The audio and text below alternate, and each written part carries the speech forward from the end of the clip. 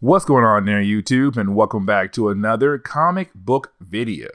Okay, guys, so we are basically going to continue our coverage over the Norman Osborn Thunderbolts era, where, of course, we actually do pick up with the time Luke Cage and Iron Fist joined the team.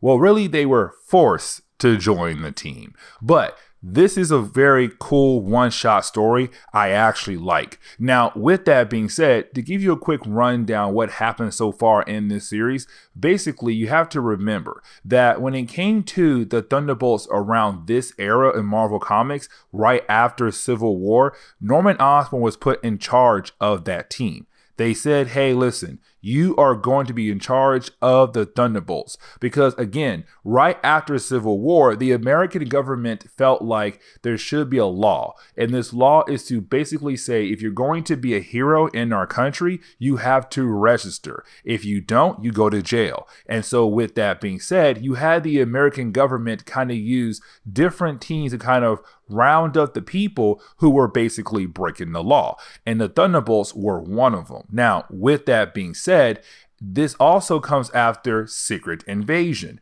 where basically Norman Osborn technically saved the world by killing off the Queen Skrull. Now, when he did that, of course, the American government promoted him to basically be the person in charge of Homeland Security. And so he got rid of S.H.I.E.L.D., replaced S.H.I.E.L.D. with Hammer, but also he formed his own Avengers team and changed up the Thunderbolts as well. And so this is his team that he had put together. Now, with all that being said, though, in our last video, we found out that basically the Black Widow of the team was not Yolanda. It was actually Natasha pretending to be Yolanda to hopefully bring down Norman Osborn's Thunderbolts team. Of course, that did not happen. She basically failed the mission. And so Norman Osborn is able to continue on with his big plans to basically control the Thunderbolts and the Avengers. Now, with all that being said, this is the book where Luke Cage and Iron Fist are forced to join the team.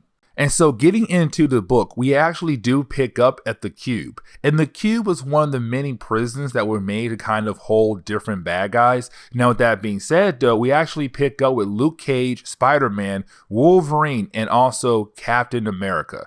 Now, I do want to point out, this is not Steve Rogers. This is Bucky, because remember, after Civil War, Steve Rogers, quote unquote, died, and basically he was replaced by Bucky. And so this is Bucky, Captain America. Now, you do have our four heroes breaking into the Cube, which of course, they're here to save Iron Fist. That apparently somehow Iron Fist was thrown into this prison, he was locked up, and of course, he looks in very bad shape.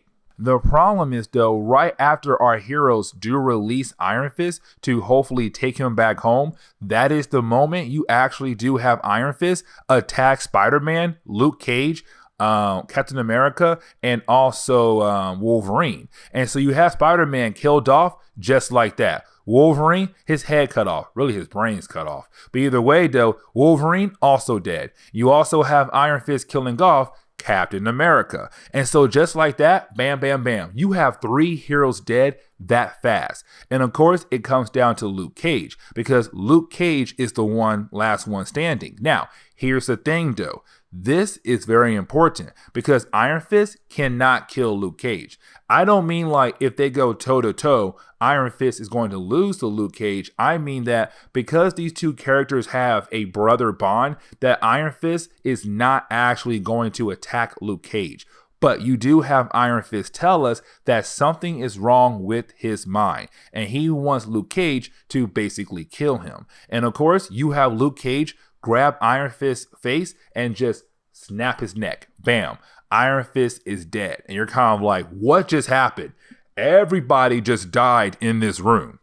And so that is the moment we come to find out that basically all of that was just a simulation. It was all fake because Norman Osborn and the Ghost are working on Iron Fist's mind. They're trying to fix his mind in a way where he will basically follow all the orders of Norman Osborn. And of course, it's Norman Osborn hoping that with the help of Ghost, that they can turn Iron Fist into another killing machine. But the problem is, though, with Iron Fist being a hero, they have to rework his mind to hopefully make him become a killer, because he is not a killer. And so that's their goal, to rework his mind and to hopefully make him into some kind of killer.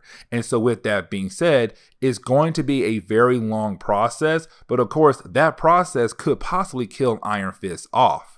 Now, of course, you're probably wondering, hey, when did Norman Osborn capture Iron Fist? Because this story literally is starting off with Norman Osborn working on the mind of Iron Fist. So when did he actually grab Iron Fist? And so we actually do jump back 2 days earlier, where we actually pick up with Iron Fist walking into his office and getting ready for a meeting.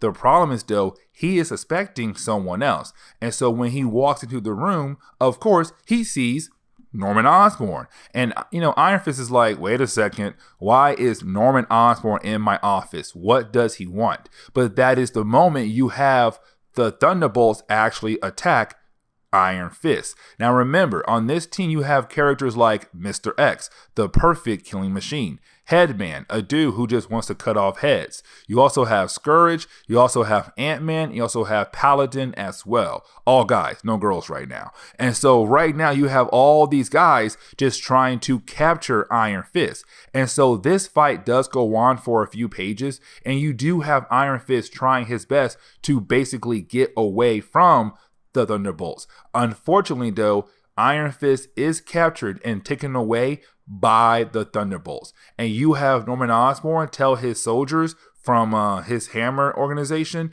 to go ahead and kill off anybody that had talked to Iron Fist in the last 3 hours. But that is the moment where we actually do jump over to the Cube. Now remember, the Cube is basically like a facility, a prison that holds different characters. Now right now the Cube is being used as a base as well for the Thunderbolts, but either way though, this is the moment where you actually have the author of the story remind us that when it comes to this team right here, they do not work well together. And matter of fact, there is no trust between each other. And so there is no bonding at all between these characters. And so right now, when you have Ant-Man trying to bring everyone together to build that bond, you have Mr. X just walking away to remind us that this team right here, there's no bonding. There's no trust. They're just here to work, get paid, and go home. And that is it. And they do not like each other at all. Now, you do have Iron Fist also walk up to basically say that, yes, Norman Osborn is going to put Iron Fist on the Thunderbolts.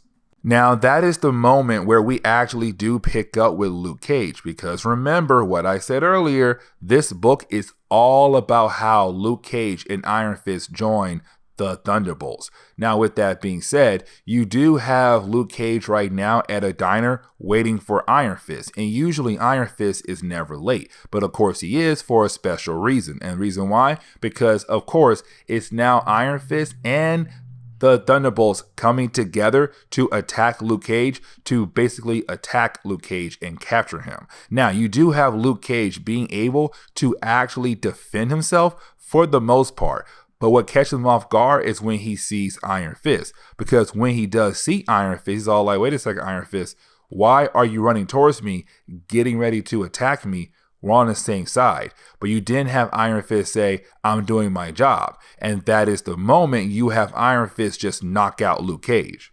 But then you have the team go back to Norman Osborn's office to inform him that basically they were able to actually capture Luke Cage. Now, Norman is happy about it. Here's the thing though, why does Norman want Luke Cage for? Well, that is the moment we find out that basically in the past, there was a time where Luke Cage actually did spit in the face of Norman Osborn. And so ever since then, Norman wants revenge. And so all of this is just Norman being a jerk and trying to get revenge against Luke Cage and Iron Fist.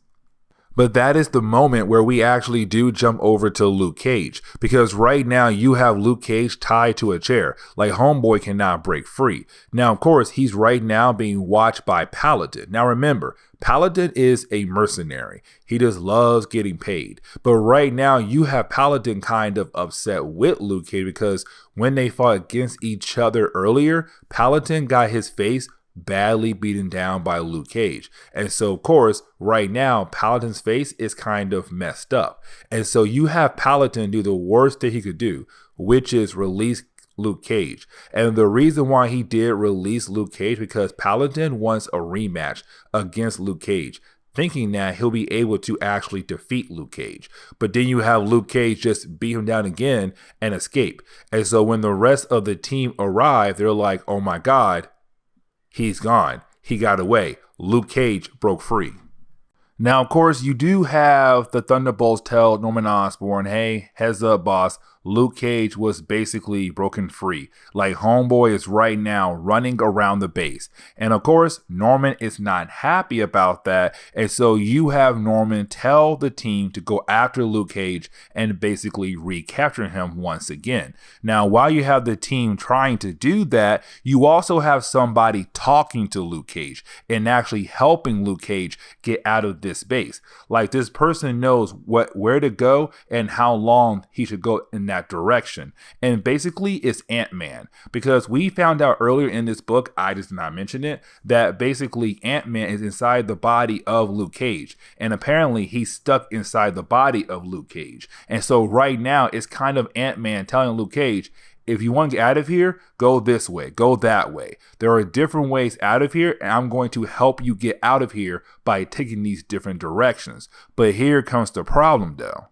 Now, that is the moment you actually do have Luke Cage run into the Scourge. Now, remember, the Scourge is basically just Frank Simpson, aka Nuke. Now, remember, Nuke was part of the Weapon Plus program. And of course, that was a program that made Steve Rogers, but also made Wolverine. Now, Frank Simpson, he was in between those two characters. I want to say he was 7 or 8, but either way, you have Frank Simpson right now being the Scourge, a completely different character, but he's also the field leader for the Thunderbolts. And so right now, you basically having him trying to stop Luke Cage. The problem is though, Luke Cage is just too good. And of course, this story also has to wrap up very quickly now. And because it is a one-shot, and we're getting to the very end. And so you have Luke Cage being able to actually defeat Scourge, but to also defeat Headman as well. Because again, this story has to wrap up very soon here.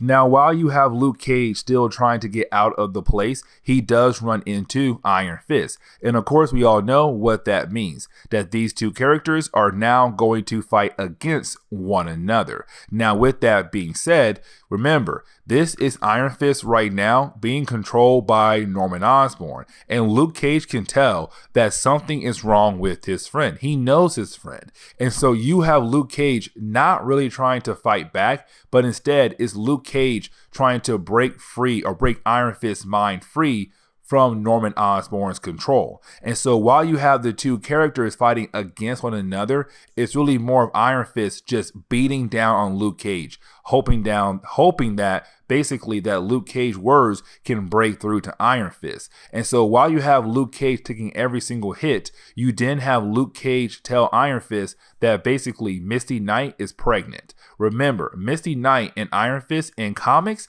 they do become a couple, and I think they get married too. But either way, it's Luke Cage telling Iron Fist, hey man, you have to break free. You have to be good again because you're about to be a father soon one day. And of course, that right there is all it took for Iron Fist to break free.